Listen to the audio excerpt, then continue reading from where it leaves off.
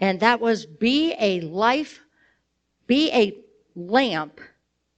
lifeboat, or be a ladder. That is a quote from Rumi. Okay? Be a lamp, be a lifeboat, be a ladder. So I'm going to do this fairly quickly today because I wanted more music than me talking. But at the same time, I want to remind you, because I don't want you to forget, and I want you to stay around if you can. Number one, we're going to have cake and pizza downstairs to celebrate Kayleen on her next adventure. And just in case you don't know, she and her husband Nate over there have created a music studio in northern Kentucky, and I believe, is it called Talent Music Studio? Talent Music Studio. Do I have this right? You have a waiting list of students? The whole studio. That's how many teachers do you have in there? 11 teachers. Kayleen's on a waiting list for students. I mean, it's amazing. That was just one of her dreams. And now to be a recording artist. So this is, like she said, bittersweet. It has been such a joy, but it is just so heartwarming to see her grow over these years, to overcome a severe situation in your life that had a hold of you, and to watch you grow beyond that, and then to boom, expand. It's you have no idea what it's like to be in this position and watch that. It's wonderful. So interesting, as I'm saying all this to you, you're my talk. You're a light. You're a lifeboat for so many. And you're a ladder for so many. But as I say that, you all are that. You all, at times in your life, think about it. Think about when you've been a lamp. What's the purpose of a lamp? Shine light, right? Do we have that picture? Yeah. See?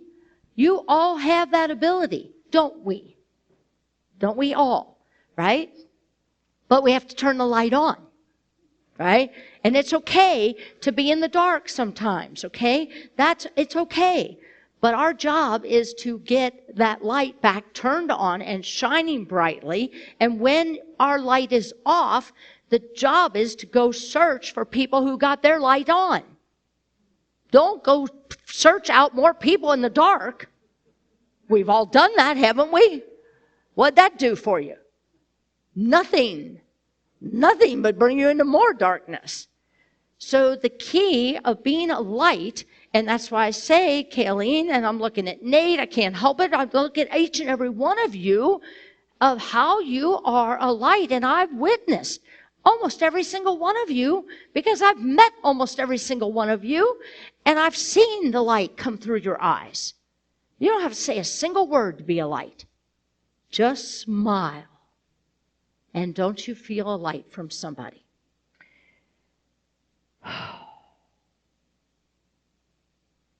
Be a light to show others the way. So it's not only think about the people in your life who have been a light for you when you've been in the darkness, whatever that darkness is or has been for you. Think about that. I'm going to share a couple stories here in a minute. So then the next thing that Rumi says is be a lifeboat. The definition of a lifeboat is a specially constructed boat to launch from land to rescue people in distress. Okay, now I'm going to tell you, we all have been a lifeboat at times in our life, haven't we? And have you not received a lifeboat in your life at times? When other people have been the life there with a lifeboat for you? But here's my caution. Be there for others to help them stay afloat, but don't drown yourself in the process. Come on, you codependents. Raise your hand. We're all good at that, aren't we? Yeah. Don't worry. I got you. I got you. I got you. I got you. Right? It's the truth. So be a healthy lifeboat and accept when a lifeboat comes to you, but don't drown the person who brought you the lifeboat. That makes sense? Then the third thing that Rumi says is what? Be a ladder. A ladder. Be a sense of support for others with each step that they take on the ladder of life. You know, Michael and I at our dinner table on Saturdays most of the time, or Saturday breakfast, we talk about what's your talk going to be today for this Sunday, Kathy? And he's like, and you know, he's a general contractor of 30 plus years. So when he hears ladder, he goes to construction mode. And he said, well, you know, and any of you people that are in construction, where's my Steve Schill? Can you hear out there, Steve Schill? Yep, he can hear me. So he says, now you know, number one, a ladder has to be properly set up. Number one, it has to be stable. It has to have a good foundation. How many of us have gone to put a ladder up and, ooh, it's a little wobbly on one side, soft ground, right? You have to keep moving it until you can get it to be stable, right? Well, I know many times I've climbed up the wobbly ladder and regretted it. Okay, so it has to be stable. Number two, it should be tested just before you climb to make sure it's stable. Okay? Now this is the story of the physical ladder, but we're talking about the ladder of you as well. Number three, and this is most important, he told me. It has to be set up beyond your destination so that you still have a handhold when you get off, that you're able to hold on to. So if your destination is to go to the roof, that you're going to clean the gutters, your ladder doesn't need to be right at the gutters. That's bad news, isn't it? It's got to go beyond the gutters. So it's got to go beyond your destination.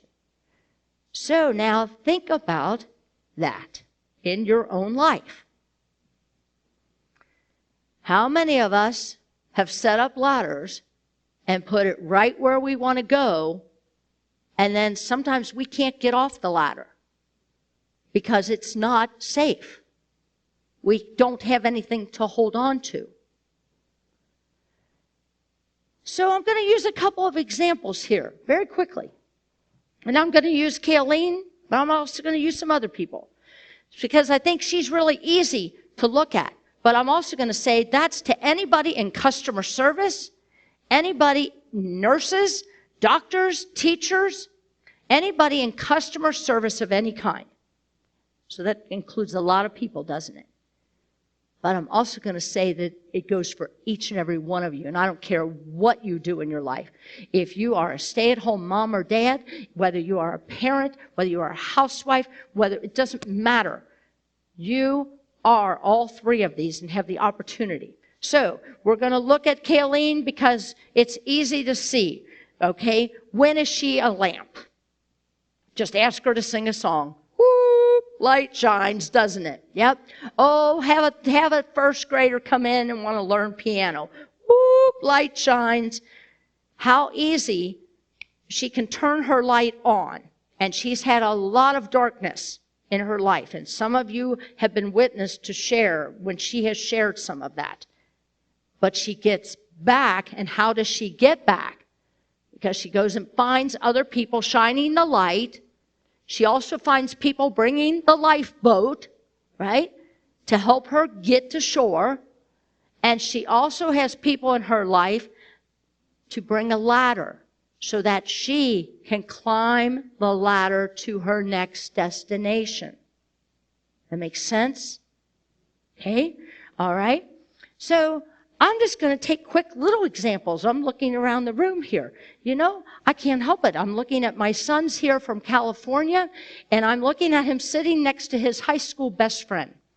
They're connected here today. They haven't seen each other in how many years? 20 years. Okay? All right.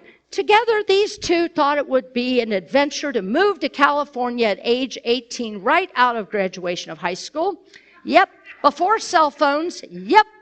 In a little Honda, was it a Accord? Accord. Yep. And they decided to travel to California when El Nino was at its height. We're talking landslides. But see, the two of them, they don't have cell phones. They don't have the navigation stuff. They just got their paper maps, right? Oh, yeah. It's landslides. And the only time that their mothers knew where they were was when they finally would pull off and call on a payphone. Yep. But I also know that there were a lot of people on the way that shined their light to them. There were people that brought a life raft to them. And then as they would go to these campgrounds and pick up other kids who are doing this gypsy type of living, as I called it, right? They all became lifeboats for each other. And as they grew older and more experienced, they found people with ladders. And they became ladders for each other.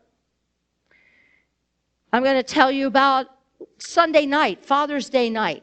I'm in the ER because I'm having irregular heartbeat and chest pains. I am going to find this nurse because, you know, I go to the ER, Michael's with me, and of course I'm happy, Kathy. Chest pains, heartbeats all over the place. But I'm like, hi, how are you? What's your name? Right? This is the nurse. And the nurse is having none of it. She is like, okay, hi. Okay, so tell me what's the issues here? And I'm like, well, you know, and she don't want to chit-chat at all. And I'm thinking, man, oh man, she's not very nice, right? So, okay, next thing's coming in is an x-ray machine, come on in. And I'm still going, hi, to the x-ray technician, hi, right? Oh, God bless it, what's wrong with me? Seriously, okay, once all the tests got done, okay, here's what I thought. Her job was to get me in the lifeboat. Her job was not to be the light at that moment. Her job was to get me in the lifeboat.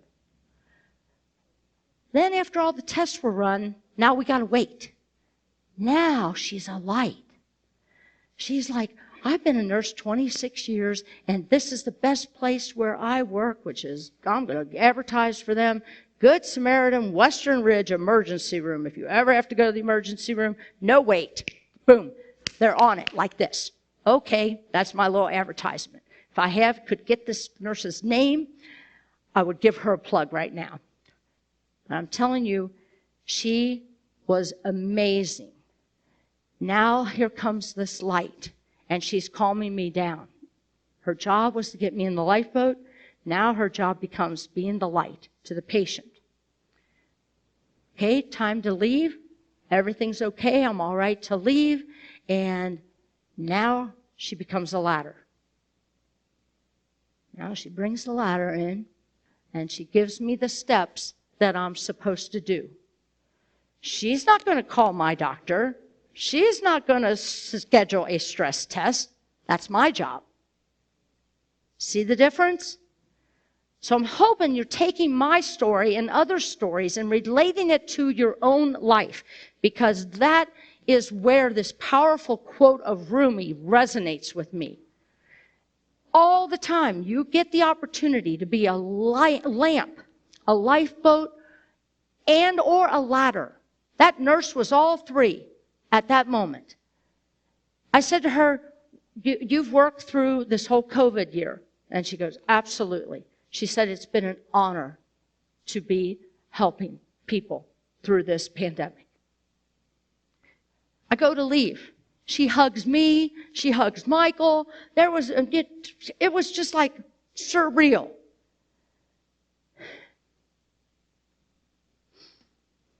All of us, pay attention to how many people in your life are or have been.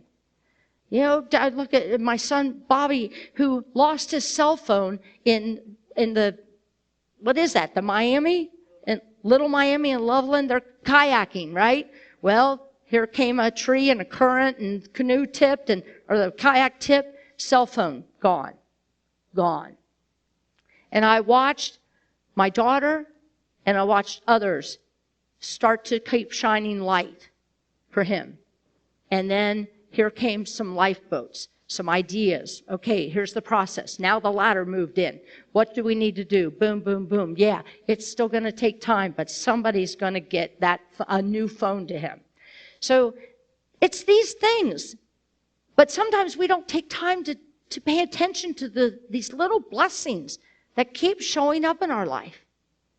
So this week, take some time to think about how you can be that and how others are being that for you. And with that, let's look at our personal affirmation. Do we have that, Sandy? This is for the week. So let's say this to ourselves out loud, and we'll say it 3 times. You ready?